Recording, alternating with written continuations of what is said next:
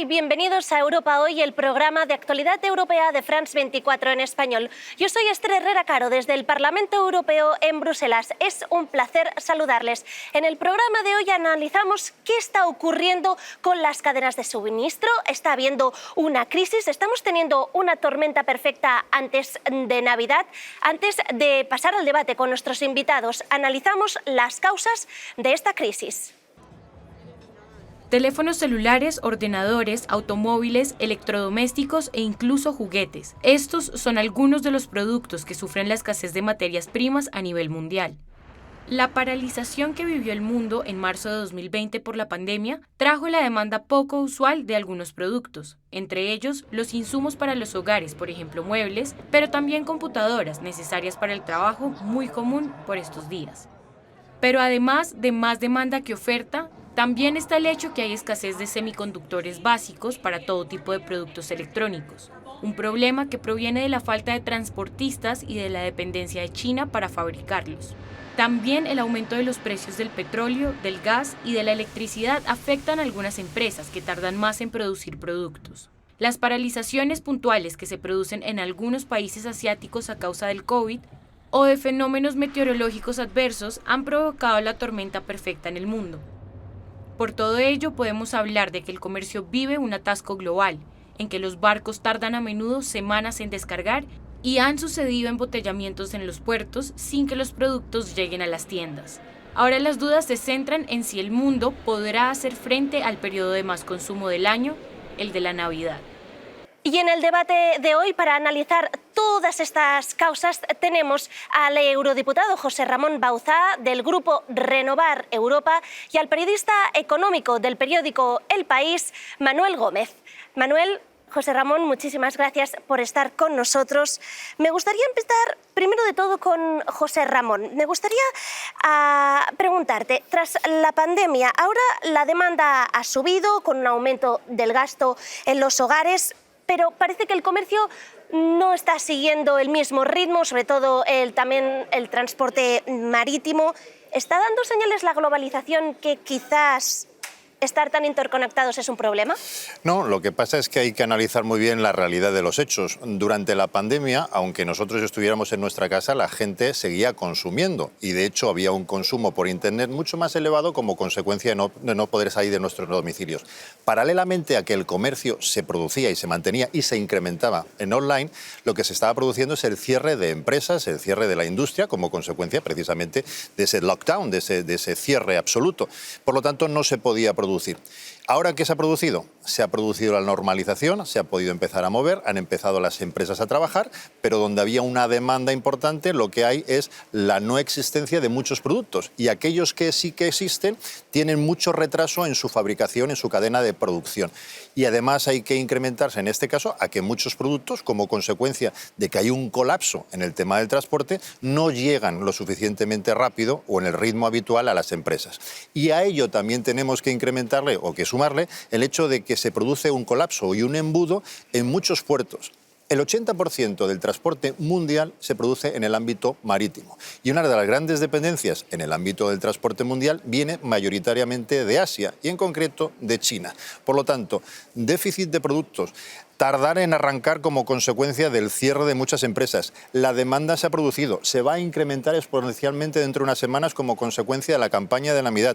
Productos, o en este caso algunos componentes, básicamente los semiconductores y demás, que son necesarios para fabricar también algunos de los sistemas logísticos de transporte, como es el caso de automóviles y demás, pues tampoco se producen en este momento. Con lo cual, es esa, no una tormenta perfecta como consecuencia de la globalización, pero sí como consecuencia de una pandemia que ha paralizado un sector productivo y logístico, pero ha incrementado un sector de ventas que se ha producido online en Internet y que ahora en estas fechas se va a incrementar exponencialmente.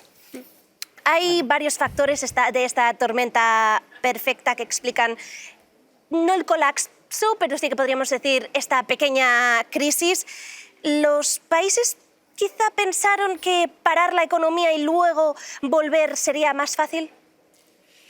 Pues lo cierto es que de alguna manera ha sorprendido, aunque es cierto que ya se veía desde que se empezaron a decretar los confinamientos, que no iba a ser fácil, porque las cadenas de suministro, especialmente en la industria, se colapsaron, rompieron, y ahora que se está viendo, como comentaba José Ramón, que el incremento de la demanda, tanto en el consumo final como en el consumo intermedio, en lo que es el sector manufacturero, está provocando mucha presión sobre todas esas cadenas de suministro. Se está viendo sobre todo con los semiconductores en el sector del automóvil. Por ejemplo, Renault ha anunciado que va a rebajar en 500.000 su producción, no recuerdo ahora si es durante todo este año, 500.000 vehículos, no recuerdo ahora si es durante todo el año o durante la segunda mitad de este año. Eso ha provocado, como digo, un colapso en cadenas de suministro, una tensión muy grande sobre ellas, y al mismo tiempo también está provocando que dentro de los fabricantes se esté dando un fenómeno de acumulación de pedidos para evitar que dentro de unos meses verse con ese problema de suministro en sus procesos de fabricación. Eso es una cosa que se llama efecto látigo y que además agrava el problema dentro de las cadenas de suministro y especialmente en el sector manufacturero. Justamente estabais comentando la cuestión de los semiconductores, que son tan importantes para que funcionen los teléfonos móviles, los ordenadores. Son unos de los materiales justamente que más están escaseando. ¿A qué se debe?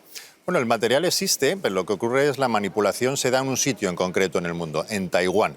Con lo cual, si no llegan no llega el suficiente número de materia prima para que luego se manipule, se manufacture y se remita a las cadenas de producción, estamos precisamente haciendo un taponamiento en toda esa cadena de producción. Hay dos cosas también importantes o sumamente importantes a tener en cuenta, que debemos focalizar el punto neurálgico de todo ese proceso y de ese colapso se está produciendo en Asia. Y es importante también tener en cuenta que todo eso repercute en todo el mundo, pero en este caso lo que a nosotros nos afecta a Europa. ¿Cómo importa también?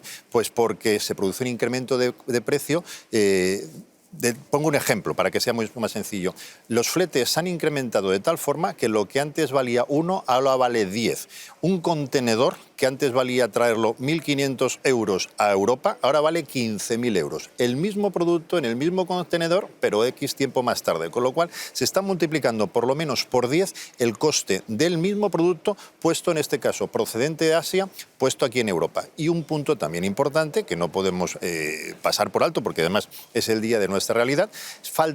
Estamos hablando de transporte marítimo, que lo hemos comentado para que llegue el contenedor, pero ese contenedor llega a unos determinados puertos y de ahí pasa a ser repartido logísticamente. Y ese reparto se produce mediante, en este caso, el transporte rodado. Y en el transporte rodado se producen también dos características, dos consecuencias, como vamos abriendo ramas de un árbol, ¿no? Se produce un déficit de conductores no semiconductores, sino de personas físicas, drivers, las personas que conducen, y se produce un incremento en el transporte como consecuencia del incremento del precio del combustible que estamos viendo ahora también en estos momentos. Por lo tanto, a ese colapso y ese precio incrementado de los fletes, donde además hay una mayor demanda y faltan productos, se produce el hecho de que cuando llega a Europa y en un puerto español, como puede ser el puerto de Algeciras, uno de los más importantes del mundo y de Europa, pues en este caso el reparto de la cadena logística se produce un sobreincremento en coste. Y si me dejas añadir, y eso se produce con dos elementos. Por ejemplo, en torno al 80 al 90% del comercio mundial va por transporte marítimo. Y luego sobre el comercio y también especialmente sobre el comercio minorista se está produciendo una gran expansión del comercio electrónico que presiona sobre la logística, tanto el transporte, especialmente en el transporte por carretera y en el transporte de última milla, lo cual hace que ese sector en concreto de logística también tenga presión a la hora de encontrar mano de obra. Algunos sectores están quizás hablando de que muchas empresas dejen de tener en mente la deslocalización y relocalizar la industria. ¿Se puede hacer esto en un mundo tan globalizado? ¿Es posible? Por supuesto, es que esto al final es una cuestión de oferta y de demanda y del precio de puesta a un producto en la mesa del consumidor final. ¿Por qué se había producido la deslocalización hasta ahora? Pues como consecuencia de que la mano de obra era más barata, la materia prima era mucho más económica y era mucho más fácil y económico para el productor el hacer una preproducción, una producción intermedia o una manufacturación intermedia en un país asiático para luego traerlo aquí. ¿Qué es lo que ocurre? Ahí es lo que debemos ahora pensar en Europa. Es decir, realmente ahora, Antes era más barato, pero ahora vale la pena irse a China a fabricar si nos está costando mucho más caro el traerlo. Es decir, no es globalización realmente, le podemos poner el nombre o el apellido que queramos, es la realidad de los hechos. La economía se mueve igual que la sociedad se mueve, igual que la vida se mueve. Ahora, hoy en día es mucho más rentable y mucho más económico producir en España, producir en Europa, porque los costes y los fletes y el tiempo en recibir esa materia prima es mucho más elevado en coste y mucho más elevado en tiempo. ¿Qué ocurre? Como estamos deslocalizados porque se ha decidido producir fuera, no tenemos capacidad productiva y no tenemos infraestructura industrial productiva para que eso se produzca, con lo cual hay que repensar el modelo. ¿Qué es lo bueno de esto?